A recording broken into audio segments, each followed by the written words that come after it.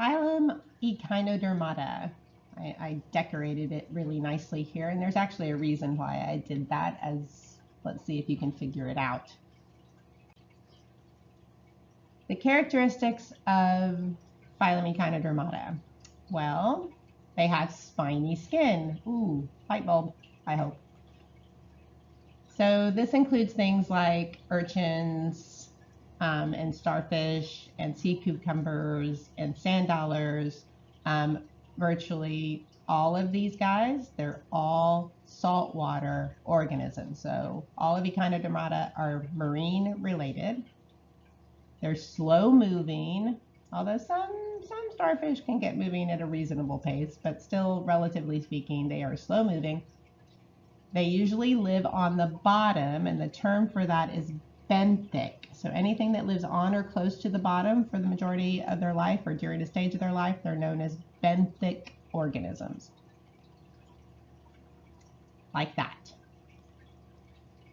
They have a very simple endoskeleton. So there is a thin layer of skin that covers internal plates, and those calcareous plates on the inside are what you think of when you find a sand dollar. A sand dollar, if you see a sand dollar alive, there is a thin layer of tissue that covers it, and then when it dies, that tissue comes off, revealing that white skeleton underneath, which is what people collect. They have a body cavity filled with a water vascular system extending to small structures called tube feet.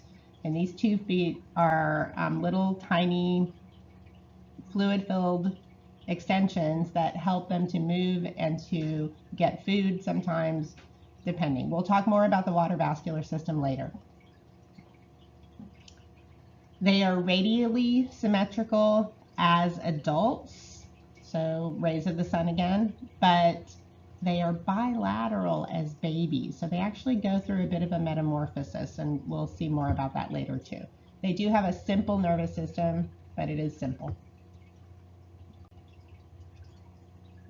All right, the endoskeleton, also known as a test, aka, it consists of calcium plates and sometimes spines. And like I told you in the last slide, there's a thin layer of skin that covers this endoskeleton, and that's what makes it endo and not exo.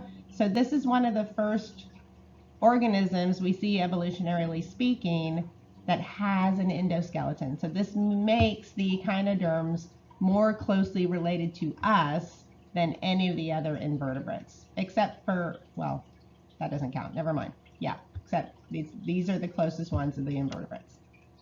But the skeleton is very close to the surface. Their nervous system, as we already mentioned, is very simple. It basically just consists of a little nerve ring in the middle, which you can see right here, and then radial nerves that extend from that central nerve ring.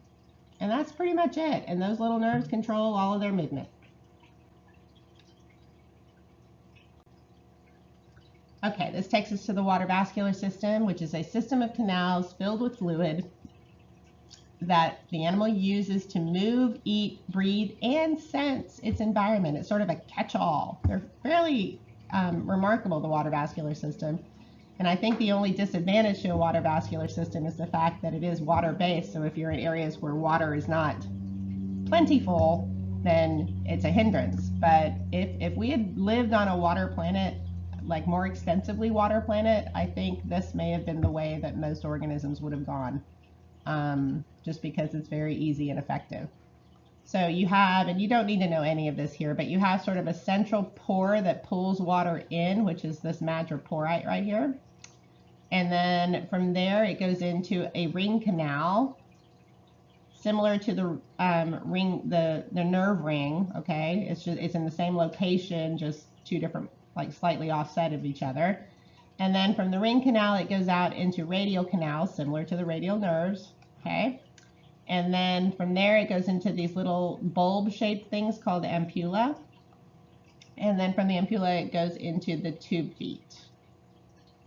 And the echinoderm can actually control using the ampulla, these little bulbs, they're like, think of a turkey baster. They can like contract it and squeeze and make the tube foot extend. They can also let go and relax and bring the tube foot back in.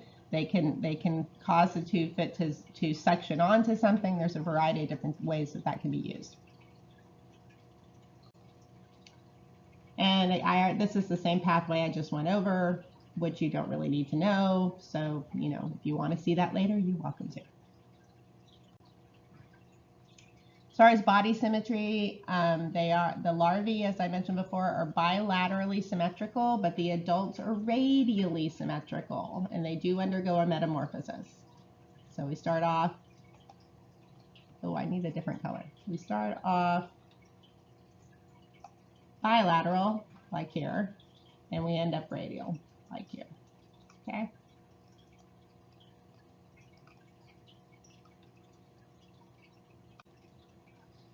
The groups of echinoderms, I'm just going to go through these just as an introduction. I'm not going to spend a lot of time because you don't really need to know them. They're classified according to their shape and function, and mostly into about 6 classes. We'll just mention 5. So you have your sea stars, your brittle and basket stars, your sea urchins and sand dollars, your sea lilies and feather stars, which are really cool, by the way. I'll show you videos of those later, and the sea cucumbers. Those are all in phylum Echinodermata. And I'll just show you some examples. These are your sea stars. They can regenerate. These are your brittle and basket stars. Some of those tend to be more suspension feeders, where they just wait for stuff to kind of fall on them, and they scavenge things up. Then your sea urchins and sand dollars. Often algae eaters. Then your crinoids, these are your sea lilies, which are so much fun, and feather stars. Again, I'll show you some video of those. And then the sea cucumbers, which have some variety as well. Really important for recycling nutrients on the seafloor. Here's some record holders for fun. Welcome to look through that a bit. There's some good ones. I mean, like, you know, the heaviest starfish weighed 13 pounds. That's pretty massive.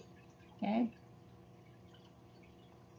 And there's been an organism found 35,000 deep in the Marianas Trench, one of these echinoderms. So there tend to be some of the deepest living organisms too.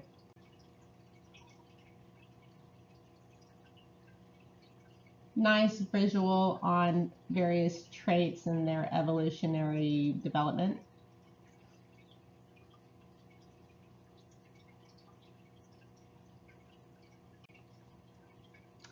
And here is a nice mnemonic for you guys. Please come play near all my angry elephants. Okay? Periphery, Nidaria, Platyhelminthes. Ooh, wait, where's the A?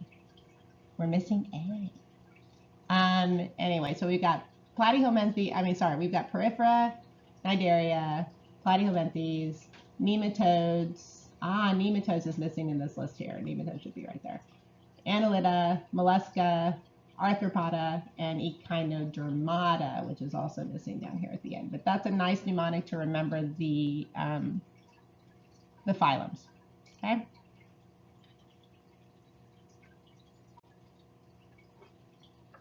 Another nice visual of evolutionary development. And I'm just going to go through these, and in that, we're just going to end right there. All right.